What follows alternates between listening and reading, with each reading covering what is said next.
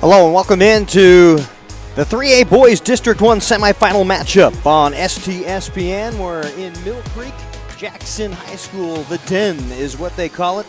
And it is the Squalicum Storm as they come out of the Northwest Division, RPI number 11, to face the Shorecrest Scots, an RPI of 12. So in the state of Washington, number 11 v. number 12, two mighty fine teams.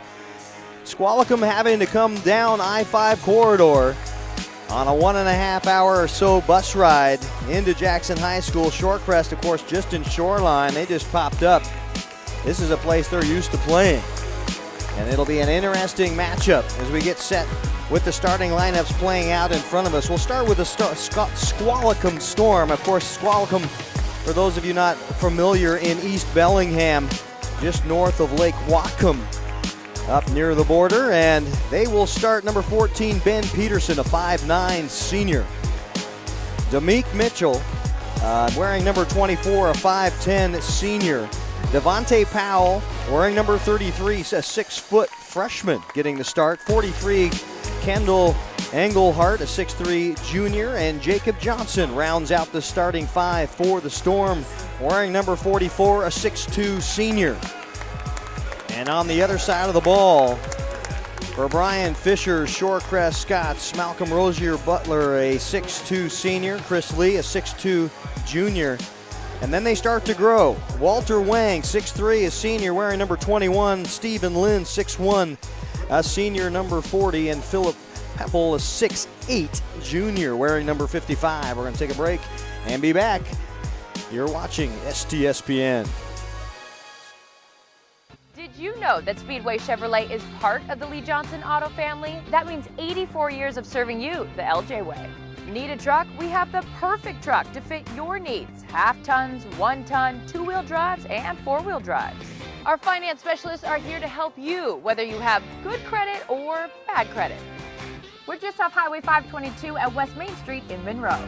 Lee Johnson Auto family, the LJ way.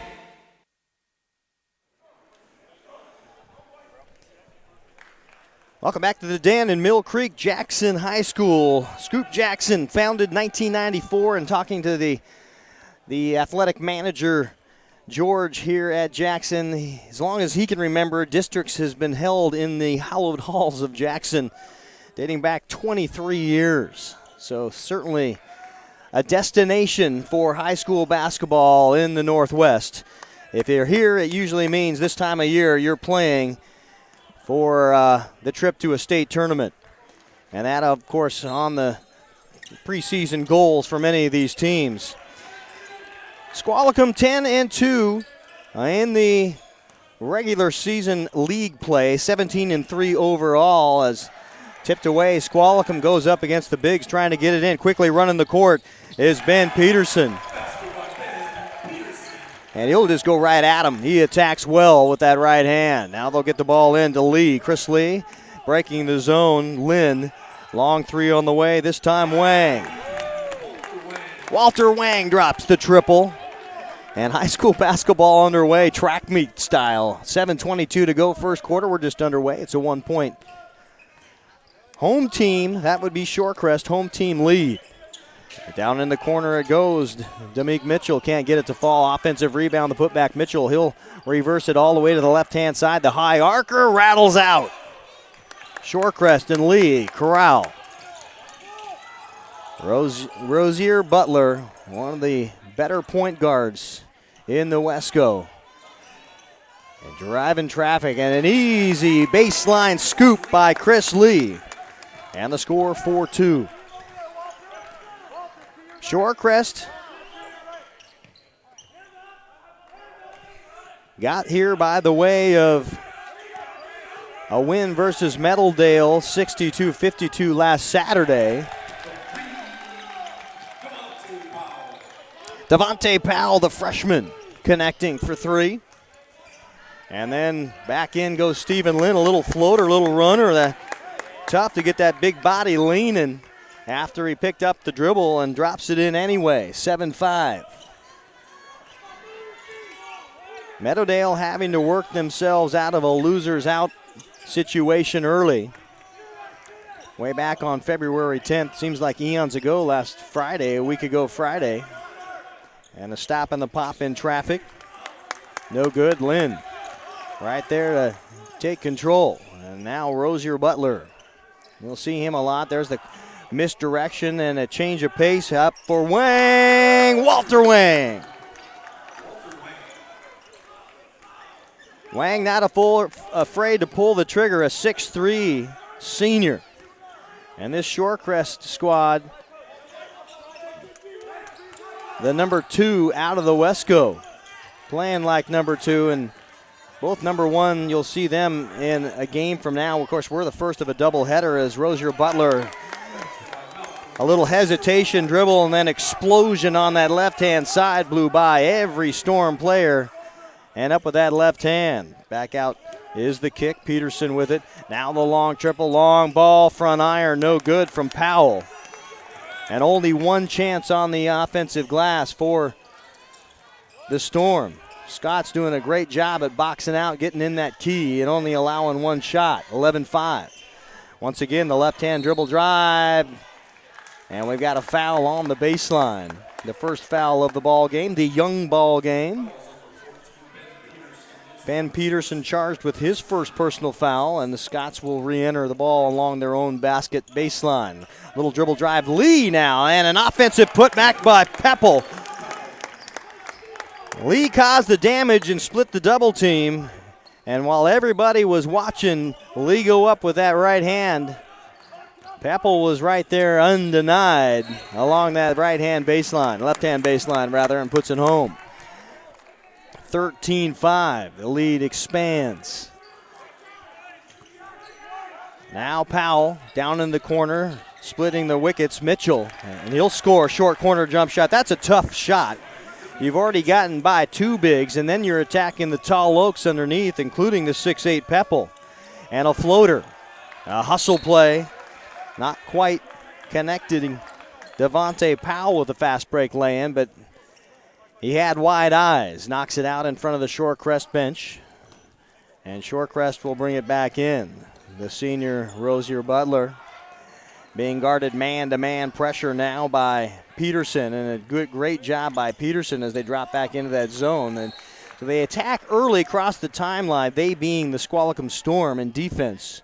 Not afraid to pick up half court. And they're either playing a very, very help-oriented man-to-man, or it's a 2-3, and now they're back into man-to-man pressure straight away. But a lot of help coming. Here comes Rosier Butler into traffic, stop and a pop, partially blocked there by Powell. Now on the run, here come the Storm. Mitchell loses it for a second, back out top to Engelhardt. He'll launch a 3, 2 feet beyond the arc. Engelhardt, the second of 2 threes for the Storm here in the first quarter, cuts the lead quickly, 13-10. Wang once again for 3. He'll settle one in. Count it. Wang's got 2 of his own. Now Mitchell.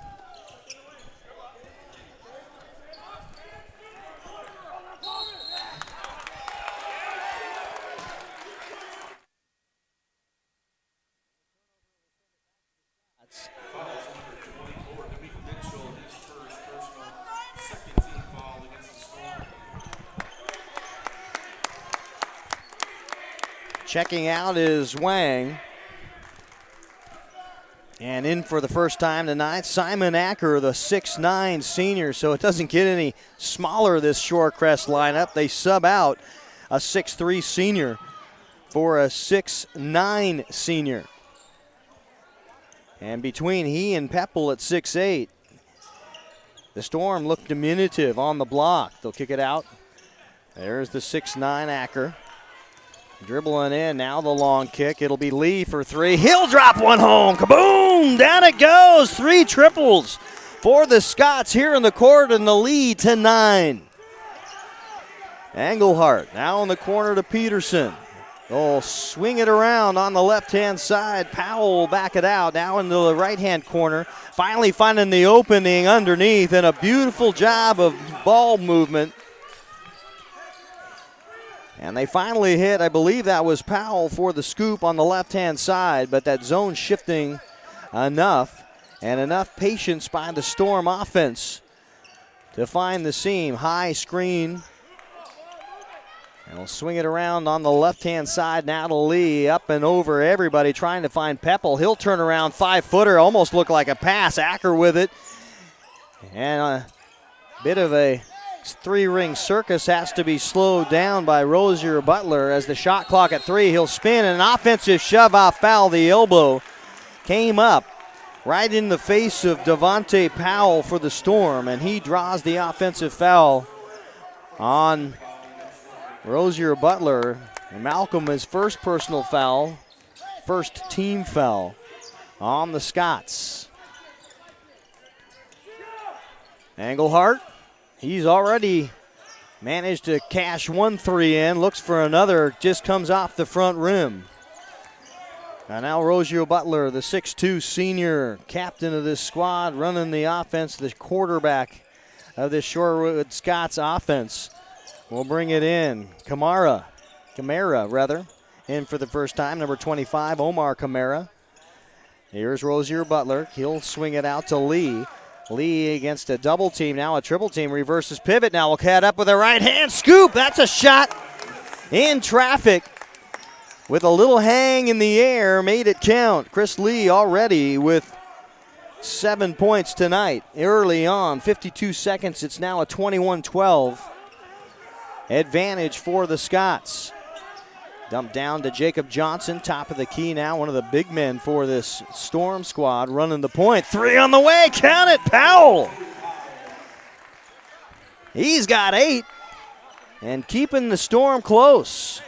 Full court, man-to-man pressure now. The shot clock and game clock differential is about 1.5 seconds, so the Scots playing for the last shot here in Mill Creek, Washington.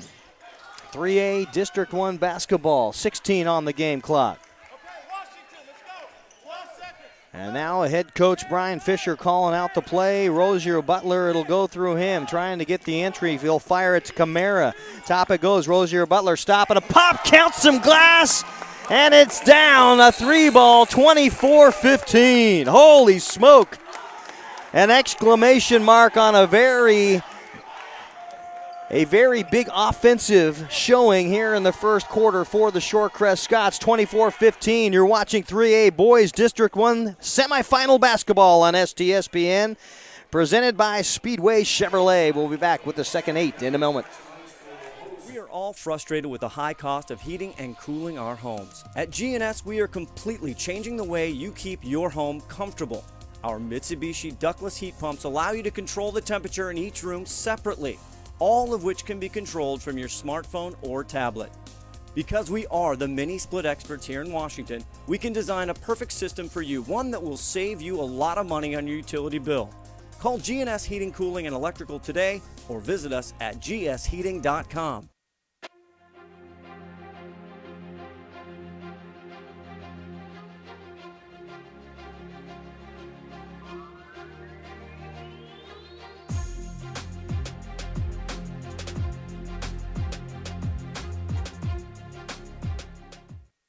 (24-15) after 1 quarter of play here in the 3A District 1 semifinal matchup. 3A boys basketball on STSPN. Squalicum Storm coming down from Bellingham, trying to make a dent out of the Wesco, out of the Northwest Division come the Squalicum Storm, the only entrant from the Northwest Division.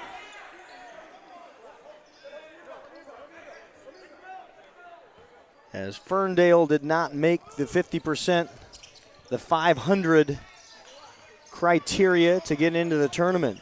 So Squalicum automatically an entry. They played Arlington at Arlington back on Saturday, 68-58, 10-point winners there at Arlington against the Eagles. The long kick out to Wang, now back to Camara. Now the pump fake. Giving right back to Lynn. He'll take an elevated shot, got bumped a bit. No call, we'll head back on defense. Rebound, here come the Storm. Down in the corner, pump fake Peterson with it. They'll go the long way. And the big man out front, Engelkart, he can light up the three, has been very close on 2 attempts, has already put one in, and now a foul call will shoot free throws for the first time tonight. That foul charged against Simon Acker, his first personal foul. And it will send Damik Mitchell to the free throw line for a pair. Makes good on the first. Very tough Northwest District. Anacortes, Linden, number 2 RPI and number 3 RPI in the 2A. Remember, that's a 2A heavy district. And of course, if you want to kind of put where the Wesco sits in all that, Mount Lake Terrace, who finished number 3 in the number 4 in the Wesco, is RPI number 22. So there's kind of a judge and apples for apples, if you will, as far as what the strength of the Northwest Division brings you. And a 3 on the way is Shorecrest not wasting any time coming down in transition for a stop and pop by Chris Lee, who has been successful already on 1.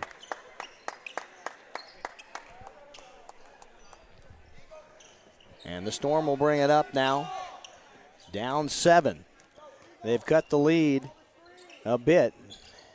And if they can keep the shooters for the Shorecrest Scots off balance, they may have a chance to get back into this before the half. Here's the dribble drive and elevate into traffic. Triple teamed, but not a bad move by Devontae Powell. The freshman not showing a freshman-like attitude, not timid at all.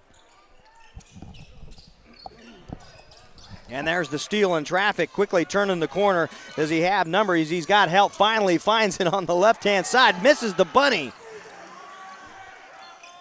As Wendling can't get it to fall, then a triple won't go. Errant all the way to the deck. Didn't hit anything but atmosphere, and now we're heading the other way. 6:02, a scoop and a run in.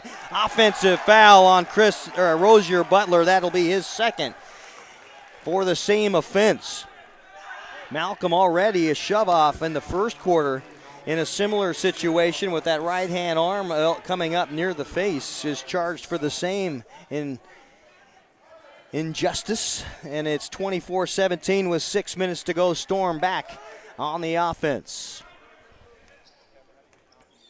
Neither team afraid to dribble drive, neither afraid to shoot from outside. That's high school district basketball. It's what you like to see. Dual threat pretty much everywhere on the court for both of these squads. Elijah Steele-Lewis, that is Ben Peterson. Got the wrong side of my score sheet. And it's tough to get extra baskets, second chance style, when you've got a guy like Philip Peppel at 6'8", and you've got Simon Acker, who is not in the contest right now, but has played a lot of minutes in that first quarter, standing up tall and staring you down at 6'9". And if you get one on the left block and one on the right, and they do any half a job at blocking out, you're going to get one shot and one shot only if you're the Storm. And they've done an outstanding job of that so far. They'll get it into Peppel. He'll spin against a double team. He'll looks out. Didn't really look at the hoop. Now they'll try to get him back in. He's working hard against the diminutive Engelhart at 6'3". And the junior holding his own against the big. That's a great matchup to watch for. 5 on the shot clock. Lee now will have to take it himself and does it expertly with a cross across the key coming left to right. And an elevation straight in the air, drops it home. Lee with 9 points. 4:52 to go, second quarter. Engelhart down in the corner it goes. Mitchell back iron. He got a good look, got his feet square. Got a great release. It just didn't fall to the back of the cup. And we're still where we were earlier, 26-17 with 4:30 to go. There's the entry to Peppel. No look. And the offensive putback on the offside. Camara knew exactly where he had to be, uncontested on the backside. Gets the rebound. Doesn't have to hit the deck, goes right up. There's the spin in traffic. Camara beat badly, but the freshman can't make it fall. 28-17. The lead, 11 now, the largest for the Scots. Into Peppel, double teamed, and out of bounds. Last touch by Mitchell. And the Storm now having to employ a front and back double team on Philip Peppel. We'll come back with that strategy in a moment. You're watching 3A Boys District 1 basketball, the semifinal number 1 of the night on STSPN.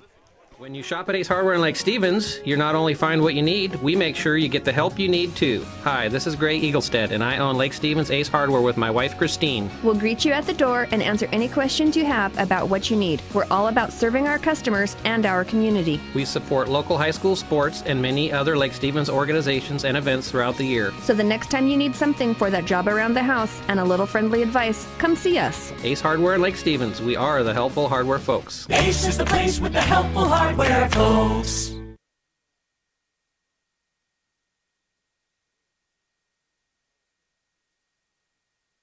Welcome back on this STSBN broadcast. 3:57 after the timeout on the floor.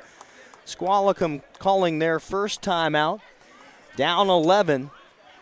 And want to narrow the gap, the chasm before halftime. And we talked about what the strategy was in guarding Philip Peppel, who has been monstrous through the Wesco in the regular season, has come up with only 2 points now, and they've done a good job of making sure that when he gets the ball, he has 2 crashing in at him. So he's not going to get his. And there's an opportunity right there. Because they crashed on Peppel, Omar Camara comes right back down the lane, straight down Broadway for the score. 3 on the way, no good. Peppel. Easy for that young man. On the left-hand side of the glass. Gets a big paw up there and swats it down. Now they'll get the entry pass and put back up over the top.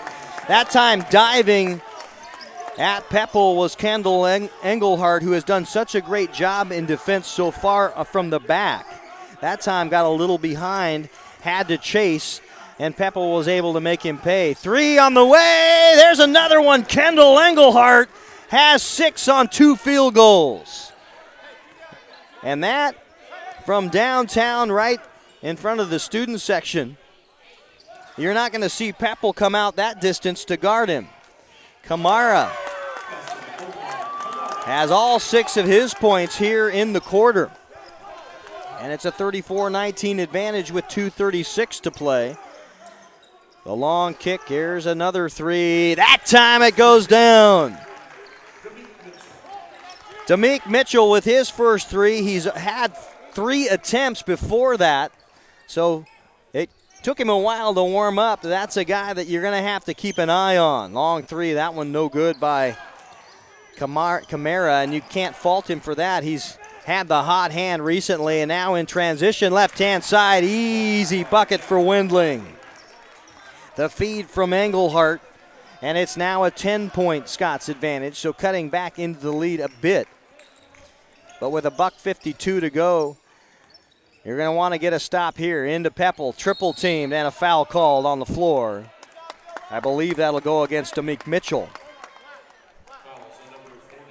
Now, Engelhardt, his first personal foul. Our officials tonight, Kevin Erickson, doing double duty. He got the 3A girls semifinal matchup last night, and here he's got a couple more. Tony Cherlin and Brian Hutchinson rounding out the officiating squad. 10-point lead. Peterson looks out to Engelhardt, the 6'3" point guard here for the Storm, and a walk as Mitchell couldn't find where the hoop was, looked up over his right-hand shoulder, and as he did, drug the left foot. And a travel violation with 1:36 to go will give the ball back to the Scots. Scots winners of 14 of their last 15 contests. Their only loss was back a week ago Tuesday to the number 1 Stanwood Spartans, 75-61. Remember, Wesco only playing opponents one time through the district. And there's a foul as Wendling certainly had possession. And it was taken away by Camara. Camara's first personal foul, 3rd team foul on the Scots. Rather, the 4th team foul on the Scots. This Storm with 3. Really not two involved in fouling either team. Free and clear. The freshman, Powell, with the 3 attempt. He's got some good looks, and you can tell by his body language and as quick as he has a trigger, he's used to hitting those. Into the traffic with a left-hand finger roll, no good by Lee. Pepple right there for the offensive putback. It won't count, but he will head to the free throw line for a pair. And that is a tough, tough matchup for Kendall Engelhardt.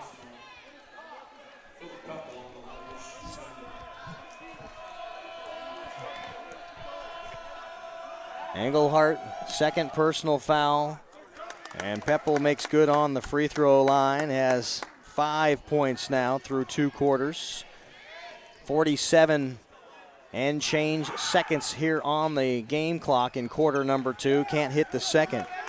First free throws of the night for the Scots. Mitchell back out top to Powell. Now the right-hand corner, they give it to Powell again. Stop and pop. Mitchell had nobody to find, slashing and dashing through the key, and now a poke away by Lee. Mitchell has nowhere to go. There's the long 3 by Engelhardt, no good, and Wang will bring it to the point guards. Absent from that duty so far in the second quarter, taking a little bit of the time off with 2 fouls is Rosier Butler. 7 on the game clock. It's Lee with it. He'll stop and pop. Count it! With 2 seconds on the game clock, Chris Lee drops in his second triple of the night. He's got 12 points. And the Scots will head to the locker room with a 14-point advantage after 16 minutes of play. Halftime on STSPN's broadcast of 3A Boys District 1 semifinal basketball. We'll take the halftime break and be back. Speedway Chevrolet, they're our presenting sponsor. Thanks for being with us.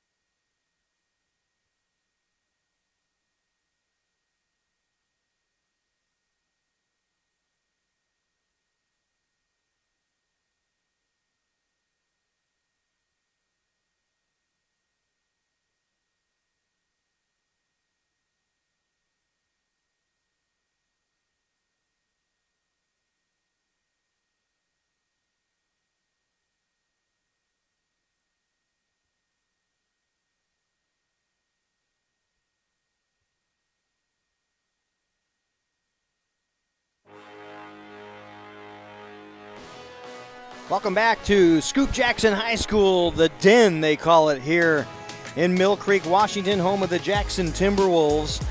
But on the docket tonight, 3A Boys District 1 semifinal basketball on STSPN, the first of a doubleheader. The Squalicum Storm trailing right now 24-38 to the Shorecrest Scots. And we'll give you some replays of the first half action straight away here. We'd like to remind you that we're sponsored by Speedway Chevrolet all the way through the district matchup. And now I'd like to bring in what we call the professor. Some call him the mayor, but I call him the professor, the bracketeer. It could be called worse, I suppose. Right? Yeah, Steve Willis, thanks for joining us here on this STSPN broadcast. You and I watching and doing the games for the 3A semifinal matchups last night. For the girls, yeah. For the girls. But let's talk 3A boys. We've got, of course, one team coming out of the Northwest Division, a very, very tough one this year. They've got the number 3 out of the Northwest District, but the two ahead of them are not that shabby. Number 2 in the RPI for 2A Linden, and then 3 in the RPI overall in the state Anacortes. And of course you throw Bellingham in there. You got a couple other teams that are up there in the mix in the Northwest, and Squalicum has to come out number 3. They may be one of the better teams in Wesco if you insert them down here. Yeah, it's always tough to gauge whenever the Northwest Conference teams drop down into Wesco, and we've had the Ferndale factor for years now, and obviously Squalicum just making their way up to 3A this year for the first time. And you're absolutely right. It's always, I mean, we're starting to see, I feel like more and more now, the Northwest Conference and Wesco are playing each other a little bit more in non-conference games, and we even saw that with Squalicum. You look at their schedule here this year, they've played Everett, they've played Pilchuck, Stanwood, Getchell. So they've got a little feel for who we are, and consequently I think we can kind of look at their schedule and kind of gauge a little bit as to where we think they might be. But you're absolutely right. They are always kind of the wild card when they come in, especially since, like you mentioned, I think during the second quarter, Ferndale didn't make it this year. So you've got a conference, and if you count the elimination games, 9 of the 10 teams that made it in this year were all Wesco 3A schools. They all know each other. They've all played each other in a round robin. They all know what to expect. Squalicum comes in, and you kind of are all looking at each other like, okay, are they better than this team? Are they not as good as that team? Where do we put? Do you think that the RPI, the new RPI system in the state, does that give you any insight? Of course, now we've got RPI number 11, the Squalicum Storm in the state. Of course, this is after the regular season, right? That everything just puts in concrete, and we freeze it right there. Which I could go into detail on 45 minutes for how I don't like that, but that's another. Yeah, why they concrete it after regular season and don't take it into account for district is beyond me, but that's another story. And Shorecrest, the RPI number 12. So right now you've got a team that you would think would be very close, comparable, sure, and we've got a 14 Scots advantage, who's one less, and in the RPI, Stanwood number 8 overall, the only team out of the Wesco that would bypass the regional situation and on to the state tournament, or play the regional, but it wouldn't be a loser out. But it wouldn't be right, a loser out regional, and then Edmonds Woodway, which is in that mix. The furthest next Wesco down the lane is number 23. So. Does that give you any idea? The unknown suddenly not unknown? Yeah, and I think I think the one thing we have to kind of take into account is it's still year number 1 for the RPI, and I think there's some things to be worked out. There's still some things that need to be tweaked, and I want to use a boys example, but the girls have a much more glaring example. We look at Linwood. Linwood won the Wesco 3A conference undefeated in league play. They went 12-0. They're undefeated in district play. Every team that is in that league, counting district games, has either lost 2 games or in some cases more, and yet Stanwood, Snohomish, and Shorewood are all ranked ahead of them, even though they in some cases have a 3-game lead on them if you count district play. And again, it goes back to the fact that it's in concrete now. I mean, Stanwood last night lost to Linwood. I think Stanwood's like number 5 right now. Linwood's number 13. Linwood's beaten them twice now. Beat them by 3 games in the standings in the regular season, and if you want to count the district game, it's 4 games. So there's certainly things that need to be fixed. But it's still, having said that, I still like the system better than what we've been using in the past, where it was a draw system, if you will, and where we've seen teams before. And a prime example is Edmonds Woodway last year. They won at this very tournament that you and I are watching right now, and for their victory, they were quote unquote rewarded with a game against O'Day, who ended up playing in the state championship game, whereas meanwhile Stanwood finishes third in the tournament. They get an Enumclaw team that had double-digit losses. So it's something that needs to be fixed still. But having said all that, I like the fact that we're starting to use an RPI. I like the fact that it, in theory, should take away from the thought of having top 5 teams play each other in the regional game with a loser going home. So we're getting rid of some of that. But getting back to your original question as I go off on a tangent, yeah, I think the RPIs are a nice gauge, though, for us to kind of look as a barometer as to who do we think is where. But, I mean, again, it's not everything. So, and I think we're seeing that right now. Basketball. Yeah, we're seeing an 11 versus a 12, and the 12 is beating the 11 right now by 14 at halftime. So, make your assessment from that. The other game tonight, I'd like to remind you right after this on 1380 KRKO, following the Silver Tips hockey game, Mark Hockett will have the call. Edmonds Woodway, number 3 in the seeding in the districts, will play number 1 Stanwood. That at 7:45 or directly after this contest here between Squalicum and Shorecrest. And make sure you'll watch and listen on STSPN for that simulcast if you want the video equivalent. Of course, we will have it for you.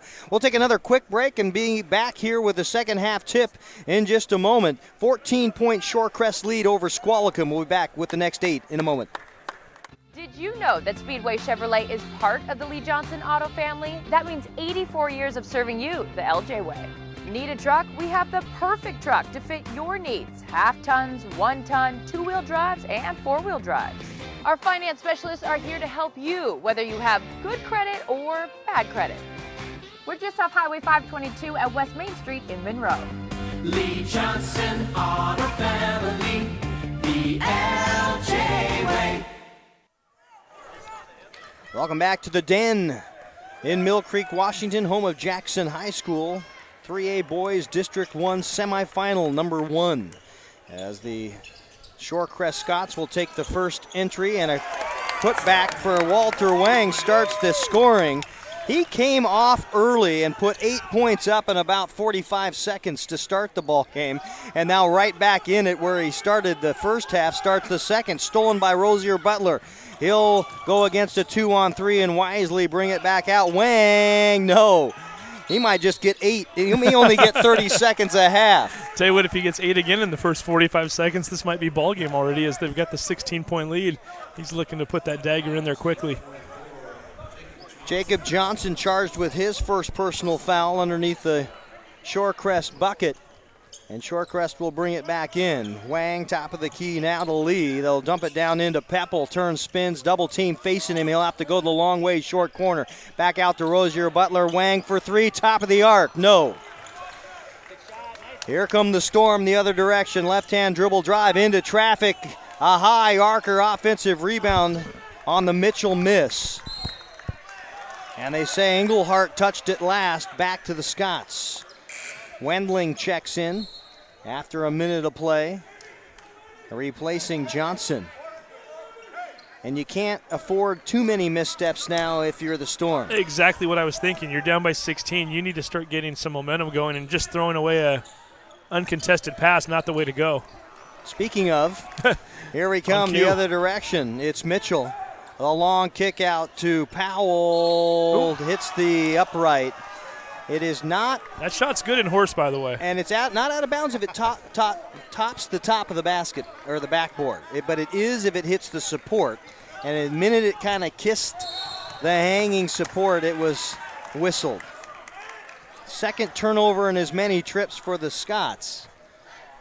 Now, when you play horse, you have to call bank, right? What happens if you throw up that 3 and you call pull? I guess it doesn't matter, right? I've never heard anybody call it. You call it, right? If you it's call good. It.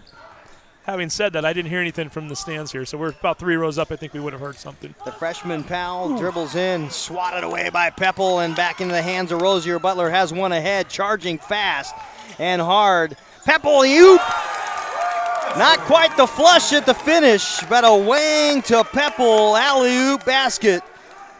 And Peppel's got 2, 4, 6, 7 points. They got a little bit lucky on that one. Rosier Butler, quite frankly, got out-hustled to that basketball by one of the Storm players, but ball just happened to take the ricochet into the Scots' favor, and Wang was Johnny on the spot and threw it up to Peppel. Mitchell attacking a triple team for the second time and has it taken away. Hustling to the basket is Wendling, but can't come up with it. Long skip out to Lee. He'll give it up on the extra pass. They'll give it down into the corner for Wang. No, he's been hot from there, but can't get the long distance dialed up. 42-24, 5:35 to go. Powell cannot find the range. He's already got a 3 and then has to go in for an easy right-hander. Not so easy falling away. No, and especially Peppel, 2 possessions now. He's forced 2 bad shots, and it doesn't show up on a score sheet. But when you got a big guy like that inside, ooh, wow! And then he does that on the other end. But the thing about Peppel is he's gonna put his hand up in your face and he's gonna alter your shot, and shooting percentages are going to be down consequently. He's just a really nice player, and it's scary for the rest of the league. He's only a junior. 9 points for Philip Peppel after that little pop. Devontae Powell tries to keep his team close. He's got 12 points for the Storm. And the Scots run the court extremely well. They've got a couple of big, tall guys, a couple of big bodies, and they all run the court. Some of them leading the break. I don't think you're going to see Philip Peppel out leading a fast break. I'm always impressed with Stephen Lynn. But Lynn was there. He does not exactly look like a track guy, but you know what? For a big fella, he's always gotten up and down the court really well. And when he checks into the game, you're thinking, okay, here comes the power forward who's going to just muscle his way into the lane, but he'll get out there and run with the other fellas, and he does a nice job of it. Camara checks in for Lynn, who takes a seat with 2 points. And now Kevin Erickson, the referee, will go over and readjust the entry point for this inbound right in front of the Scots bench, or close to it, with 4:42 to go here in the third quarter on STSPN. Keith Nealy, Steve Willits, 3A District Basketball. The first of 2, the long kick, and a nice shot. Peterson got his feet under him, and that one will be a shove off. It might be Engelhardt. No, they'll charge Wendling for the personal foul, his first only. Nobody in any real foul trouble. It's been a pretty clean game so far. It's not that they haven't been pushing and playing district basketball, but yeah. Let the them play a little referees bit, too, which is also good. Also let them do that during a district matchup. This time of year, why not? Let them play a little. I mean, obviously, if it's something that changes the game or the complexion, as soon as we jinx them, as soon as we say that they call a 5-second, you don't see that very often. Ben Peterson jumping out on Rosier Butler and making him take an extra step there at the end of that 5-second call. And a 14-point lead. 16-point lead now for the Scots. And they'll go back out to the big man, Engelhardt, who plays more like a 2. Just loves to hang out the top of the arc, and there's why. 3 on the way. He's already counted a couple in from down there. The offensive rebound. Another hustle play by the freshman. Powell all over the court. Can't thread the needle, and now Rosier Butler is on the track himself. Right hand to left hand, and a block foul as Ben Peterson cannot get back in transition to make the stop. Second personal foul on Peterson. I mean, the more and more I watch Malcolm Rosier Butler, I'm just always impressed. He's got a sweet stroke outside, but also he can take that into transition as well as anybody in this league. A hand in face as Lee can't get it to drop. Perhaps a little too early in the possession for Chris Lee, especially with a diving Storm player or 2 at him. But I guess with the large lead, you figure put the throttle down, put your hand on a neck right now. The backdoor cut denied. Engelhardt, and a very fast Rosier Butler running the length.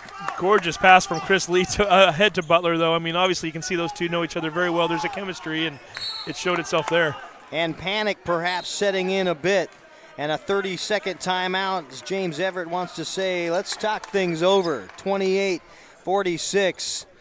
And the Storm, they need to get back in it between the ears, I think. And we'll take a break, I'm told, on the STSPN.com. 3A Boys District 1 semifinal. We'll be back in 30. We are all frustrated with the high cost of heating and cooling our homes. At GNS, we are completely changing the way you keep your home comfortable. Our Mitsubishi ductless heat pumps allow you to control the temperature in each room separately. all of which can be controlled from your smartphone or tablet. Because we are the mini split experts here in Washington, we can design a perfect system for you, one that will save you a lot of money on your Welcome utility back bill. on STSPN.com. After the timeout, Rozier Butler will bring things up into front court. Nealy now top of the key against a very help-heavy zone defense. And the Lynn shot errant into a triple team. Quickly coming away is Demik Mitchell, the long three, also early in the possession. And really no half-court offense to speak of for the Storm right now. And we'll see, in the dribble down the lane, it will not be a shooting foul. It will be on the floor. And into the game for the first time for the Storm, Taylor Lenderman, the senior, 5'11". And he will replace Ben Peterson. Ooh. Tipped away. Went for the lob and just a little too far up. Demik Mitchell, left hand. When you run 2-on-1 drills in practice, that's exactly the way you do it right there. Back and forth, throw the defender off, just keep passing it until one of you has got the open basket, and lay it up and in. We've got another 30-second timeout on the floor with 2:21 to go. Third quarter, we'll take a break ourselves on STSPN. When you shop at Ace Hardware in Lake Stevens, you not only find what you need, we make sure you get the help you need too. Hi, this is Gray Eaglestead, and I own Lake Stevens Ace Hardware with my wife, Christine. We'll greet you at the door and answer any questions you have about what you need. We're all about serving our customers and our community. We support local high school sports and many other Lake Stevens organizations and events throughout the year. So the next time you need something for that job around the house and a little friendly advice, come see us. Ace Hardware in Lake Stevens. We are the helpful hardware folks. Ace is the place with the helpful hardware folks. 46-30. Scots with the 16-point lead. And they've been cruising through this third quarter, but haven't shown for a lot of offense. It's been almost just staying with what they had at halftime. Been very quiet, been very patient. They've been set up in the half court most of the time on offense, but that time can't get the entry pass to Peppel. And on the other side, it's been, let's score fast. Barely get into any kind of half court for the Storm. Long lead pass, Peppel, and the flush! Ooh. Right hand, sink it down! And coming the other way, a very frustrated Demik Mitchell pulls it up into a triple team. And the flush coming back at you as Rozier Butler elevates up top and pulls the ripcord. Anything you can do, I can do better. Malcolm Rozier Butler not wanting to be left out of the dunk party there, jumps right in and gets his own. The freshman Powell sinks with a little shake and bake at the front side. And the freshman with 15 points to lead the Storm. And he's going to have to keep the hot hand back to a 17-point lead after the three. Lynn spins 12 feet. Count it. And a foul called against Taylor Lenderman. And the attempt at a three-point play coming from Stephen Lynn. Well, nothing will get a crowd fired up more than high school dunks and three-point plays. And if Lynn can hit this free throw, you'll have had 3 of those in 3 consecutive possessions. And we got a replay here of, there's the Pebble dunk right there.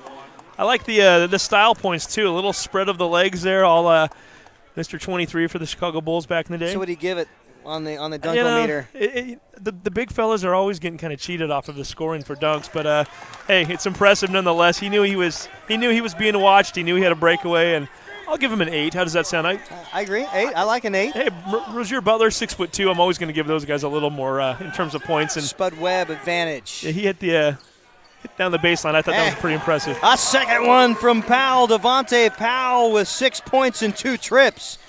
Makes it 53-36 with a possession to go. Most likely. The shot clock, game clock differential about 5.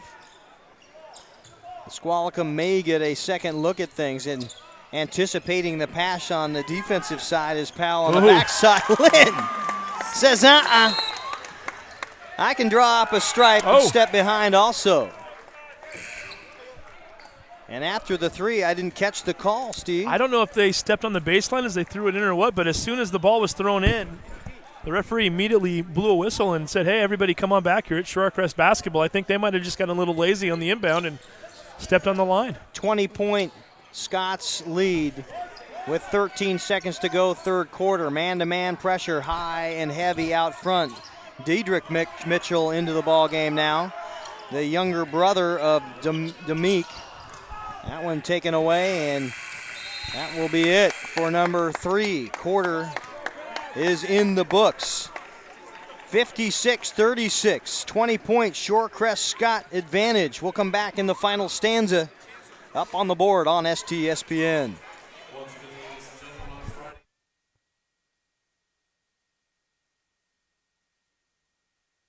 Did you know that Speedway Chevrolet is part of the Lee Johnson Auto family? That means 84 years of serving you the LJ way. Need a truck? We have the perfect truck to fit your needs. Half tons, 1 ton, 2-wheel drives, and 4-wheel drives. Our finance specialists are here to help you, whether you have good credit or bad credit. We're just off Highway 522 at West Main Street in Monroe. Lee Johnson Auto Family, the LJ way.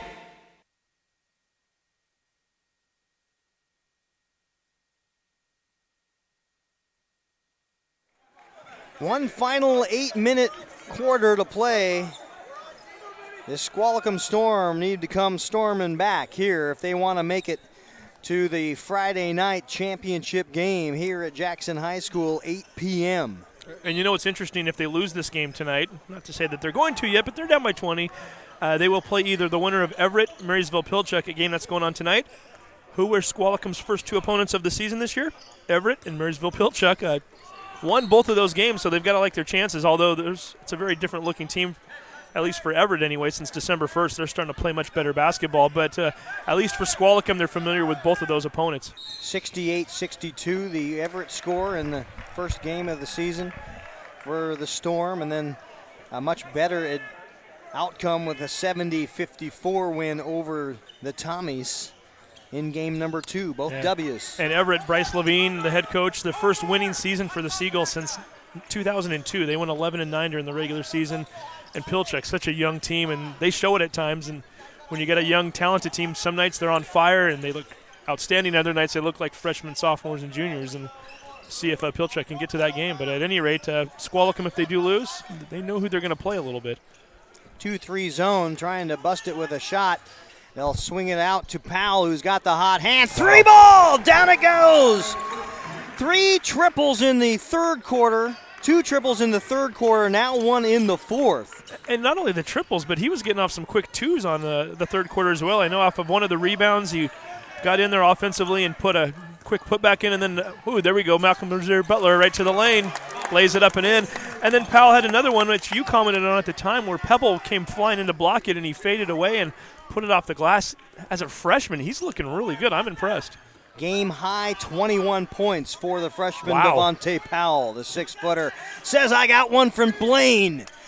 4 steps beyond the arc. And unfortunately, he's not playing in Blaine tonight, or else that one might have gone in. 58-39, 6:30 to go. We're a minute and a half gone by in the fourth. Lee out top to Rozier Butler, back into Lee. They'll find the big man, a bump down under, and tying up Powell was Simon Acker. The 6'9 senior will head to the free throw line for a pair. It's a nice luxury to have, isn't it, when you take Pepple out and give him a little breather, or even keeping him in for that matter, and go, okay, here comes our 6'9 guy now. And Acker can play. He's got a game. We'll take out our 6'8 all-league, all-world player and put in 6'9. Acker with a smooth stroke from the stripe. And now you've got the Twin Towers as Pepple will re-enter for the Scots. So 6'8 Pepple, 6'9 Acker. And if the other big who starts, Stephen Lynn, is 6'1, that's the next drop-off. That's the next level. Well, and you look at your guards aren't exactly short either right now. Rozier Butler and Lee are 6'3", yeah, 6'1". Rozier Butler and Lee are both 6'2", so I mean it's not like you're putting out a couple big guys with short guys. You got some nice size all around in there right now. The long kick out to Linderman. He'll elevate for a triple. He got another one. And that's the way you cut back into a lead. Is it too little too late to get the hot hand if you're the Storm? For as many threes as they've hit, you'd think it would be closer than 17 points. I think that just speaks more to just how solid Shorecrest has been tonight, even though they're giving up the three ball. Still way out, comfortably ahead. Very patient in the half court against man-to-man pressure are the Scots. Peppel steps into a double team, fades away, and still pops at 10. You think scouts like to see that? I mean, obviously, when you've got the size, they know you can get it done underneath the hoop, but you can show that you've got a little fadeaway or a 12-footer to your game. Yeah, they like to see that. 12 points on the game for Philip Peppel. Hey, the freshman apparently is a little human. He's missed 2 in a row now from 3. And he's had some streaks, both of the good and bad side. It went largely dry with only 4 points in the second quarter. Had 8 in the first. You know you're a pretty good freshman, though, when the play-by-play announcer says you only had 4 points in the second quarter. Right. That's not too shabby. It's not too bad, of course. Kid's got game. You tally them all up on the abacus, and it's 21 points for the freshman Powell. They'll get to keep him for a few more years, and you can bet they'll revolve some offenses around that kid. A great screen, and a chance at a 4-point play. Lenderman has already hit a 3 in the last possession, comes down, is uncorked another one, and is fouled in the process. Will head to the free throw line for a 4-point play chance. It's one of those gas shots, too. The ball hit the rim and bounced in the air about 3 feet, and you're looking at it going, okay, does it fall in? Does it fall out? 4-point play possibly coming up here. Settled in nicely off the back iron. I got to tell you, I love neutral site semifinal games like this. I mean, we're starting to see, looking over there at Robert Brown and his coaching staff for Edmonds Woodway, seeing their players trickle in. Stanwood, I saw some of the ladies walking in at halftime, supporting their boys' team after the girls' teams had they're playing in their tournament right now. And just you start to look around the gym, and I think the coach of Archbishop Murphy's up in the stands, one of the star players for Mount Lake Terrace, and just this atmosphere. It's so much fun to kind of be around it and just to kind of watch. It's the one time where some of these coaches can all start to get together in a gym and actually focus a little time to it because of the fact that you've got multiple games. So let's unravel what just happened there. Lenderman completes the 4-point play, but a foul underneath on Simon Acker, his second personal foul, gives the ball right back to the Storm. So if you can hit a 3 here, it goes from a 4-point play to a 7-point play, or a 7-point possession. Mm-hmm. And you'd still be down by 12, but you'd be a lot closer than 19, I guess, right? You take it. At this point in time, you take anything you can get. Streaks are streaks. There's the left-hand dribble drive by Demick Mitchell. He'll roll one in over the tap of Chris Lee. And that's 11 points for Demick. 61-48 with 4:48 to play in the ball game. Very patient in the half court now. Rozier Butler will bring it into the half court offense. Now to Camara, being guarded man-to-man by Lenderman. He'll take it in, 12-footer, thought about it. He'll pull it back in. Rozier Butler, hesitation dribble. He'll elevate off balance, fading to the right, and still makes it stick. I was just about to question the shot selection, but Rozier Butler's so smooth. Ooh, nice 3-ball downtown from Engelhardt. Engelhardt has 9 points on 3 field goals in the ball game. Except for the third quarter, he's buried a deep ball in everyone. And a 30-second timeout. We'll take a break. 63-51 with 4:05 to go. The Scots in the lead over the top of the Squalicum Storm. We'll be back on the... We are all frustrated with the high cost of heating and cooling our homes. At GNS, we are completely changing the way you keep your home comfortable. Our Mitsubishi ductless heat pumps allow you to control the temperature in each room separately, all of which can be controlled from your smartphone or tablet. Because we are the mini split experts here in Washington, we can design a perfect system for you, one that will save you a lot of money on your utility bill.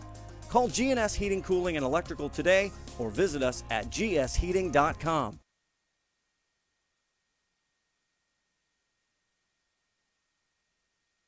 .405 remaining in the first of 2 semifinal matchups in 3A District 1 basketball here at Jackson High School. Shorecrest in command of this one with a 12-point advantage. And they'll get it into the big, kick out to Lee. Peppel didn't even look at the basket that time. He's done that a few times tonight where he looks like he's got an easy lane and doesn't even turn. A three as Lindemann can't hit it. He's already got two right back into the hands of Mitchell. He'll hit his. We got a 9-point game. These guys have a future in GS heating and cooling, I think. I mean, they were cool in the third quarter and Squalicum hot in the fourth quarter. 14 points for Demeek Mitchell. 3:25. Rozier Butler, smooth, ice cold water through those veins. He's a gamer. Here comes Ben Peterson with a three on the other end. Nope, off the back iron. And the hustle play by Powell. He is all over the map. Not only can he score, but he's a hustle. He gives you that vim and vigor that you need. I like him. I mean, he's a gamer. He doesn't want to lose this game. He's going to put everything into it, and he's keeping his team in this game. Even that three-pointer a minute ago, he batted it out to his teammate for the shot. That one comes up short by Peppel. Powell on the rebound. He'll head to the lane and had it swatted away out of bounds. Camara was the one man he had to beat and couldn't turn the corner. Great play by Camara. I mean, using that long arm, that one might have been off of Powell's leg even. Ooh. Kick by Powell is good. This was a 19-point game about 2.5, 3 minutes ago on the clock. Now it's down to 8 points. Powell with 24 points. And a blocking foul will put the Scots in the bonus. Lindemann with the foul call against him. He has two now. Well, they say number one. You know, and it's funny, Keith, the championship game coming up in 2 nights, and I started to mention to you a few minutes ago on the air, and then I pulled back. I was almost going to start to question when Shorecrest and when Brian Fisher starts pulling starters to get ready for that Friday night game. And can you? He doesn't even have that luxury right now. All of a sudden, the Storm just going to push this to the very end. Rozier Butler with 2 free throws there. Let's see, 2, 4, 6, 8, 10, 12 points here in the second half. He has really helped his squad. And I like the senior off the bench. He's about the 7th man, I would say. Taylor Lindemann has come in to play defense, but he's in this fourth quarter has 9.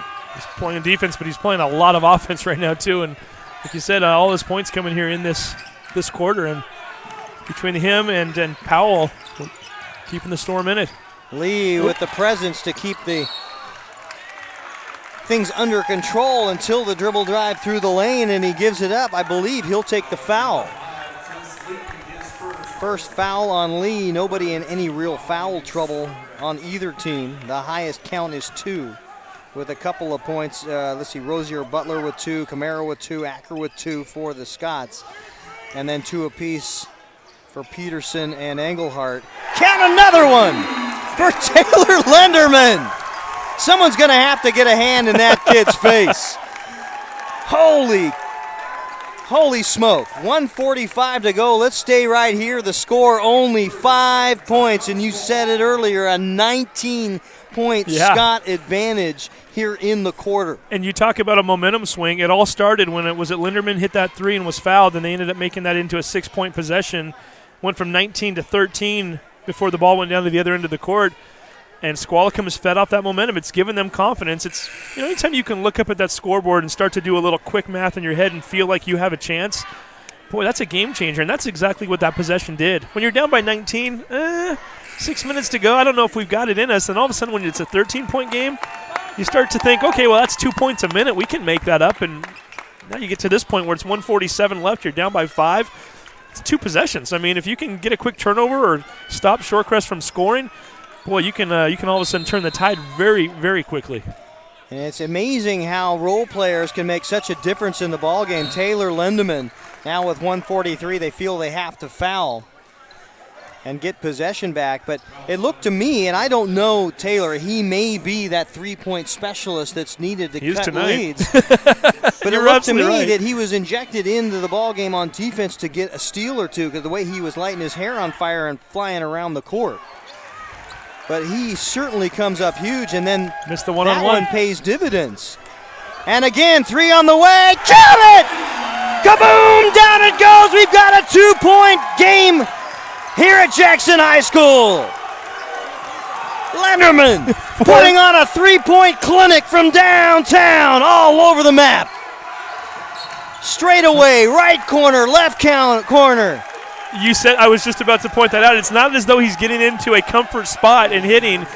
He's hit one on the left wing, left corner. He hit one on the right earlier. I mean, certainly he seems to like the left a little more than the right, but when you get into a zone like this, it's scary. I mean, it's dangerous, and he's starting to get that confidence to where he thinks he can hit anywhere now, and you better keep an eye on him when you're going down the court. And they miss another front end of a 1-and-1, second time in a row. Has missed 2 front ends of 1-and-1. Here's the Powell triple. He can't get it to fall. Lee with the rebound and a big one. Rozier Butler will take command down the left-hand lane. Reverse pivots into a double team. He'll try to split the wickets.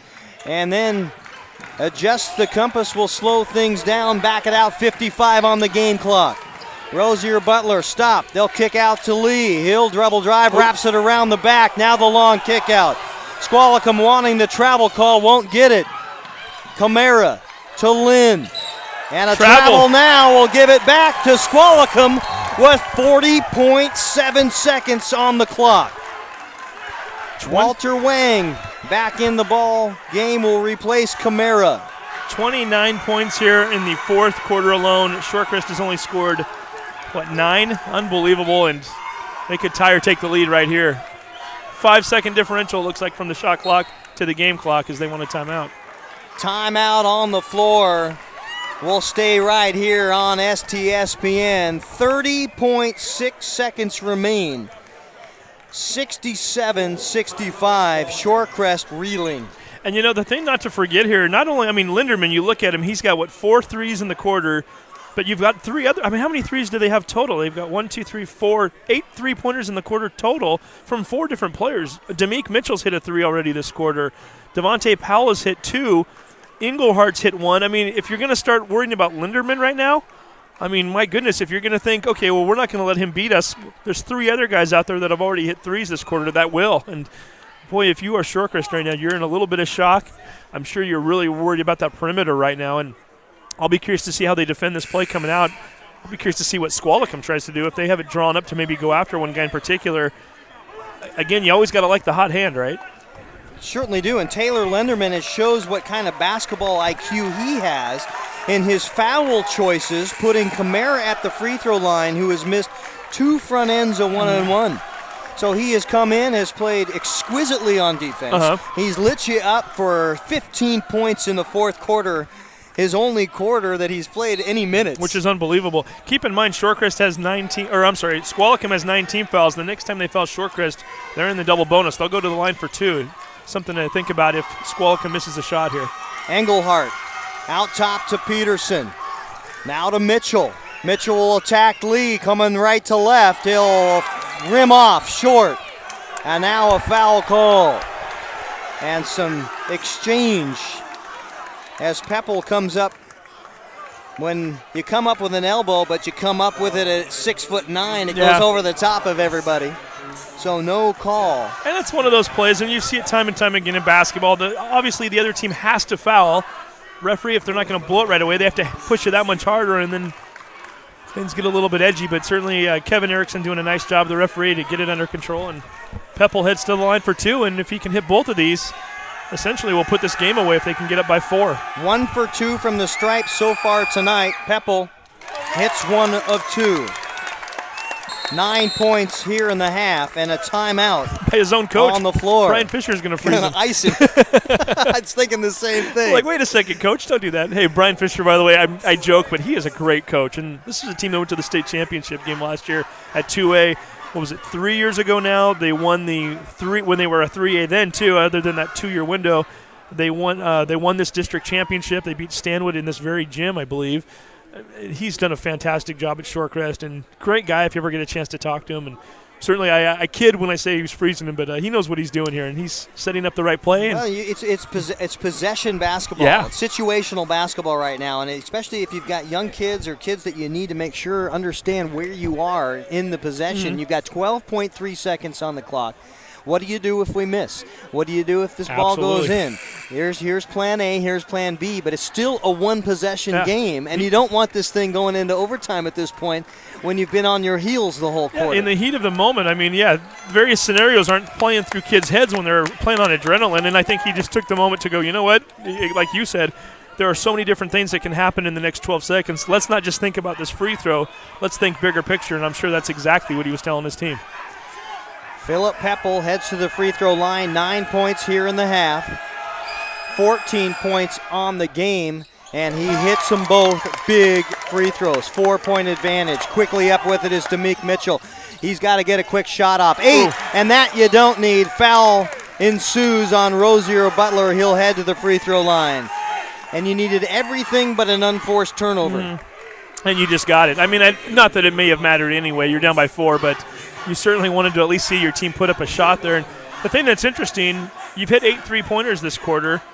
Your last possession down when you had a chance to tie or take the lead, you decided to try to drive in on Peppel. And then this time down, you tried to drive into the lane as he hits the free throw to make it a 5-point game.